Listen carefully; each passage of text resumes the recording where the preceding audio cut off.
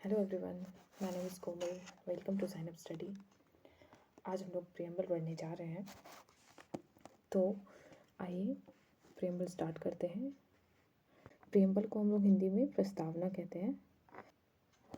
क्या जैसा कि आप देख पा रहे हैं, प्रियम्बल जो है हिंदी और इंग्लिश दोनों में दिया हुआ है। ओके, लेकिन प्रियम्बल जब बना था तो वो इंग्लिश में ही लिखा गया था, जो मैं लास्ट सेशन में आप लोग को बताई थी कि पार्लियामेंट में रखा हुआ है हीलियम बॉक्स में। ठीक है, हीलियम फिल्ड बॉक्स में रखा गया है प्रियम्बल को। ऐसा मैं आपको लास्ट सेशन में बता के गई थी। तो अभी हम लोग पढ़ रहे हैं प्रियम्बल, संविधान की प्रस्तावना, जिसे उद्देशिका भी कहते हैं। तो पहले हम देख लेते हैं कि क्या है प्रियम्बल। कॉन्स्टिट्यूशन ऑफ इंडिया के we the people of India having solemnly resolved to constitute India into a sovereign, socialist, secular, democratic republic, and to secure to all its citizens justice, social, economic, and political liberty of thoughts, expression, belief, faith, and worship, equality of status and of opportunity, and to promote among them all fraternity, assuring the dignity of the individuals and the unity and integrity of the nations.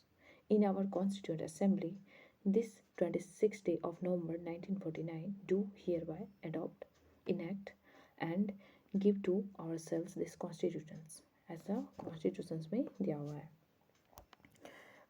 ये preamble है और इसका हिंदी इधर दिया हुआ है, या आप देख सकते हैं, जिसमें आपको कंफर्टेबल लगे वो आप पढ़ सकते हैं हिंदी। आइए नेक्स्ट स्लाइड पे चलते हैं हम लोग जी। देखिए, फर्स्ट में पढ़ते हैं कि प्रियम्बल क्या है, प्रस्तावना क्या है। प्रस्तावना को जो है ना, जो कॉन्स्टिट्यूशंस फ्रेम किए थे ना हम लोगों के फ्रीडम फाइटर और उनसे रिलेटेड जो भी थे, जो भी फ्रेम किए थे, फ्रेमर्स थे हम लोग के संविधान के, उनके थॉट को रिप्रेजेंट किया गया है प्रियम्बल में। इसलिए उसे ना प्रियम्बल को उन लोगों के थॉट कहा जा सकता है। ओके, और प्रियम्बल का जो लैंग्वेजेस है वो ऑस्ट्रेलिया के कॉन्स्टिट्यूशन से लिया गया है। याद रखिएगा कि एग्जाम्स में आते हैं कि प्रियम्बल का जो लैंग्वेजेस है वो कहाँ से डिराइव किया गया है, तो वो ऑस्ट्रेलिया के कॉन्स्टिट्यूशन से लिया गया है। और कहा जाता है कि प्रियम्बल जो है उसमें कॉन्स्टिट्यूशन जो है इंडिया के संविधान जो है उनको समराइज किया गया है। समराइज मीन्स संक्षेप में लिखा गया है। और इंडिया जो है वो अडॉप्ट किया हुआ है ये प्रियम्बल यूएसए की कॉन्स्टिट्यूशन से। यूएसए में प्रियम्बल है, उसी से ये अडॉप्ट किया गया है। और प्रियम्बल को, अब आते हैं प्रियम्बल को अमेंडमेंट करने के बाद क्या हम अमेंडमेंट कर सकते हैं या नहीं इसे। जी हाँ, इसे हम अमेंडमेंट कर सकते हैं। ये आर्टिकल 368 में दिया हुआ है कि प्रियम्बल को पार्लियामेंट अमेंड कर सकते हैं। हम और आप नहीं कर सकते हैं, इसे पार्लियामेंट कर सकते हैं। ओके, और अब दिमाग में आ रहा होगा कि प्रियम्बल को कभी अमेंडमेंट किया गया है या नहीं। तो जी हाँ, ये जान लीजिए कि प्रियम्बल को एक ही बार अभी तक में अमेंडमेंट किया गया है, वो है 42nd अमेंडमेंट एक्ट 1976 में। किस टाइम में, तभी इंदिरा गांधी की गवर्नमेंट था उस टाइम में उन्होंने ये किया था 42nd अमेंडमेंट फर्स्ट टाइम। और उन्होंने अमेंडमेंट करके प्रियम्बल में 3 वर्ड को जोड़ी है। ठीक है, ऐड किए उन्होंने, सेक्युलर, सोशलिस्ट एंड इंटीग्रिटी। एक सवाल आता है कि जब ये अमेंडमेंट नहीं हुआ था तो क्या उस टाइम में इंडिया जो है, इंडियन कॉन्स्टिट्यूशन सेक्युलर नहीं था? आप सोच सकते हैं, क्या ये जब अमेंडमेंट हुआ उसके बाद ही ये सेक्युलर बना? जी नहीं, ये पहले से ही सेक्युलर था। इसमें बहुत सारे डिबेट भी हो चुके हैं। तो ये पहले से ही सेक्युलर था, बट इन्होंने ऐड करके ऐसा यहाँ पे शो किया है कि प्रियम्बल जो है वो सेक्युलर है, सोशलिस्ट है और इंटीग्रिटी, ये तीनों वर्ड को ऐड किया गया है। 42nd अमेंडमेंट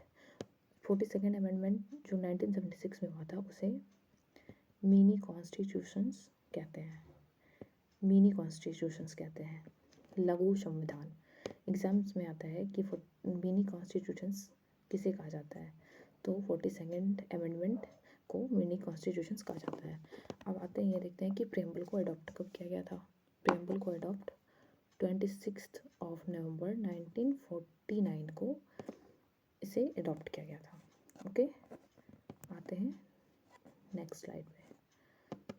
अब देखते हैं कि प्रेम्बल को डिवाइड कितने पार्टों में किया गया है।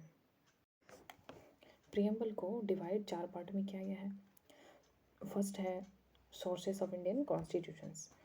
तो किसे कहा जाता है सोर्सेस ऑफ इंडियन कॉन्स्टिट्यूशंस? ये we the people of India यानी कि हम भारत के लोग जो हैं प्रेम्बल में, उसे सोर्सेस ऑफ इंडियन कॉन्स्टिट्यूशंस कहा गया है। और सेकेंड आते हैं nature of Indian state.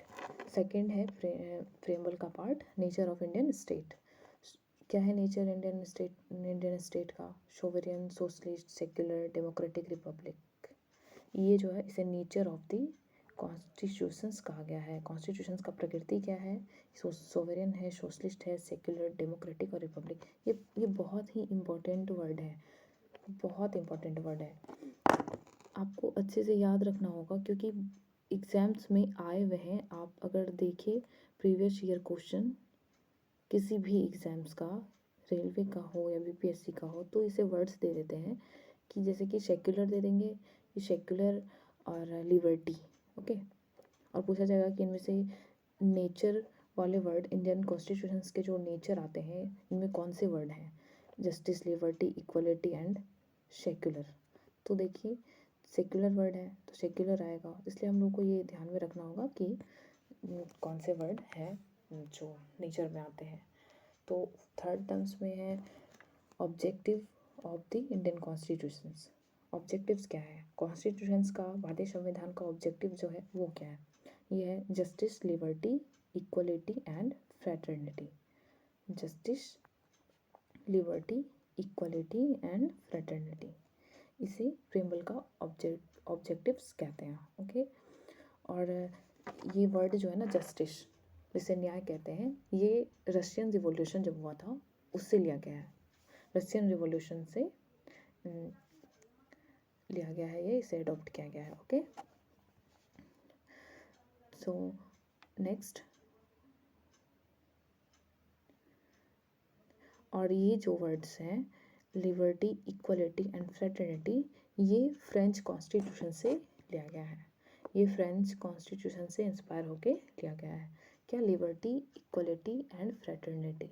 Liberty means स्वतंत्रता होता है, इक्वलिटी मीन्स समानता, फ्रेटर्निटी मीन्स बंधुत्व, जिसे हम भाईचारा भी कहते हैं। ये फ्रेंच कॉन्स्टिट्यूशन से लिया गया है। और फोर्थ पार्ट जो है वो है date of adaptation of the Indian constitutions, कि इंडियन कॉन्स्टिट्यूशन के एडॉप्टेशन का डेट कौन सा है? तो 26 नवंबर 1949 है, जिसे हम लोग संविधान दिवस के नाम से भी मनाते हैं संविधान दिवस के रूप में। सो इसे याद रखिएगा। ये 4 पार्ट में डिवाइड किया गया है प्रेम्बल को। Sources of the Indian constitutions, जिसे we the people of India, जैसे कि हम भारत के लोग कहते हैं। सेकेंड है nature of the Indian state, sovereign, socialist, secular, democratic, Republic. इसमें 5 वर्ड हैं। थर्ड आते हैं objective of the Indian constitutions. Objectives क्या है? Justice, liberty, equality and fraternity. और ये जस्टिस वर्ड कहाँ से लिया गया है? तो रशियन रिवॉल्यूशन से।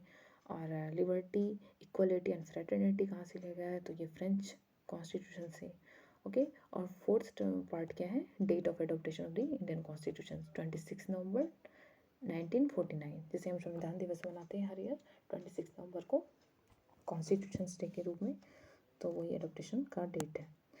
अब देखते हैं कुछ इंपॉर्टेंट टर्म्स, कुछ वर्ड्स जिसके मीनिंग क्या होता है उसके बारे में हम लोग पढ़ते हैं। ओके, तो सोवेरियन, ठीक है, सोवेरियन मीन्स संप्रभु होता है। सोवेरियन किसे कहते हैं?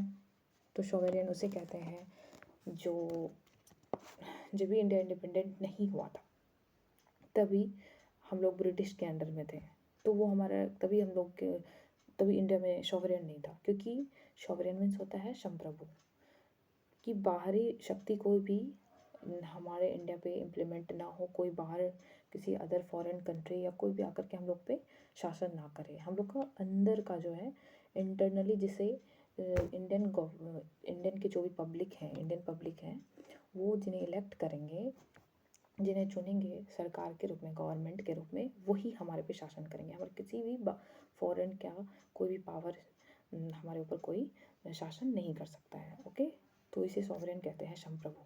ये खुद में एक संप्रभु देश है भारत, अब पहले नहीं था, तो इसे ही सॉवरेन कहते हैं। ओके, और जिसे शॉर्टली हम लोग कह सकते हैं कि no external powers can dictate the government of India. कोई भी बाहरी पावर जो है डिक्टेट नहीं कर सकता है गवर्नमेंट ऑफ इंडिया को। ओके, और सोशलिस्ट, आइए सोशलिस्ट को मतलब देखते हैं।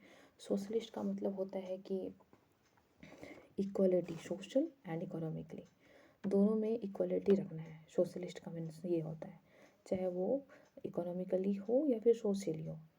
तो in this it means that कि हम लोग किसी के साथ भेदभाव नहीं कर सकते हैं, समाज में सबको एक समान रखना है, चाहे वो उसका जाति, कोई भी कास्ट हो, कुछ भी लिंग कुछ हो, और जाति, कास्ट, लिंग, धर्म, इन सब के बेसिस पे हम किसी पे भेदभाव नहीं कर सकते हैं। ऐसा इसी समानता या सोशलिस्ट कहते हैं इसे। सोशलिस्ट वर्ड जो है ये 42nd कॉन्स्टिट्यूशनल अमेंडमेंट एक्ट 1976 के थ्रू ऐड किया गया है। ओके, ये याद रखिएगा। और ऊपर तो हम पढ़ ही चुके हैं कि रशियन रिवॉल्यूशन से इंस्पायर्ड होकर के ये वर्ड जो ऐड किया गया था इसमें। आइए नेक्स्ट टर्म्स पे चलते हैं। सेक्युलर, सेक्युलर को हम लोग हिंदी में धर्मनिरपेक्ष बोलते हैं। इससे भी 42nd कॉन्स्टिट्यूशनल अमेंडमेंट एक्ट 1976 के थ्रू ऐड किया गया था। और इसका मतलब ये होता है कि इंडिया जो है सभी धर्म, सब का जितने भी धर्म है इंडिया में, सबका रेस्पेक्ट किया जाएगा, सबको अपॉर्चुनिटी सेम मिलेगा इसमें, और किसी के साथ कोई भेदभाव नहीं होगा। सभी धर्म का यहाँ पे एक जैसा, सभी धर्मों के साथ एक जैसा बिहेव किया जाएगा, किसी के साथ कोई भेदभाव नहीं होगा, धर्म के बेसिस पे समानता मिलेगी सबको, तो उसे सेक्युलर कहते हैं। So, due to the acceptance of secularism by the Indian citizens has the right to freedom to follow religion they wishes। हम लोगों के पास जो सेक्युलर का फ्रीडम मिला हुआ है ना इंडिया को, जो हम लोगों के पास सेक्युलर का है, उसके थ्रू हम लोगों के पास इंडियन सिटीजन्स जितने सारे हम सारे, उन सबको एक फ्रीडम मिला हुआ है, ये अधिकार मिला हुआ है कि वो किसी भी धर्म को अपना सकते हैं, किसी भी धर्म के साथ रह सकते हैं। इसमें कोई भेदभाव नहीं होगा, किसी के साथ कोई डिस्क्रिमिनेशन नहीं होगा, सबको समानता मिलेगी धर्म के बेसिस पे। ये नेक्स्ट डेमोक्रेटिक, डेमोक्रेटिक जो है इसका एक डेफिनेशन है, by the people, of the people and for the people, जिसे लोकतंत्र कहते हैं। और यू नो व्हाट, अब ये डेफिनेशन जो है ना डेमोक्रेटिक का, ये किन के द्वारा दिया गया है, तो यूएसए के जो प्रेसिडेंट थे ना अब्राहम लिंकन, उन्हीं के द्वारा ये दिया गया था कि गणतंत्र जो है, आई मीन लोकतंत्र जो है, लोकतंत्र का परिभाषा एक बनाया गया था कि by the people, of the people, for the people, जनता का, जनता के लिए और जनता के द्वारा बनाया गया शासन को लोकतंत्र कहते हैं। तो ये यहाँ पे दिया हुआ है। और नेक्स्ट है रिपब्लिक, जिसे गणतंत्र कहते हैं, सेम इसका भी वही है, by the people, of the people, for the people, जनता का, जनता के लिए और जनता के द्वारा बनाया हुआ शासन रिपब्लिक या गणतंत्र कहलाता है। और इसका मतलब एक और मीनिंग होता है रिपब्लिक, गणतंत्र का मतलब कि इसके थ्रू जो है ना कि जनरल पब्लिक को भी, जो भी जनरल सामान्य लोग हैं, उन्हें भी एक मौका मिलेगा कि वो चाहे तो किसी भी बड़े पोस्ट पे जा सकते हैं। ऐसा नहीं है कि कोई बड़े जाति के हो, किसी भी बड़े कास्ट के हो, या कोई बहुत बड़े पोस्ट पे हो, उन्हीं का बेटा पोता लोग हैं उसी पे जा सकते हैं, वही लोग बड़े बड़े पोस्ट पे जा सकते हैं, ऐसा कुछ नहीं है। रिपब्लिक का मतलब है कि कोई भी कॉमन इंसान भी जा सकता है, सबके लिए एक समान कॉन्स्टिट्यूशन है। चाहे कोई भी प्राइम, जैसे कि एग्जांपल में प्रेसिडेंट को ही देख लीजिए, प्रेसिडेंट कोई भी बन सकता है, प्राइम मिनिस्टर भी कोई भी बन सकता है, किसी के लिए कुछ भी डेडलाइन नहीं है, कोई गाइडलाइन नहीं है इसके थ्रू। हाँ, वो अलग चीज़ है कि एज वगैरह, एज लिमिटेशन जो भी है वो है, लेकिन कोई भी इंसान बन सकता है। रिपब्लिक में आप ये देख सकते हैं, गणतंत्र में। ओके, नेक्स्ट यहीं पे सेशन हमारा समाप्त होता है। हम नेक्स्ट सेशन में मिलते हैं और आगे देखते रहिए sign up study and I am trying to keep my best. अगर सेशन पसंद आ रहा हो तो लाइक कमेंट एंड शेयर जरूर कीजिएगा और देखते रहिए हमारे साथ sign up study. Thank you, bye bye.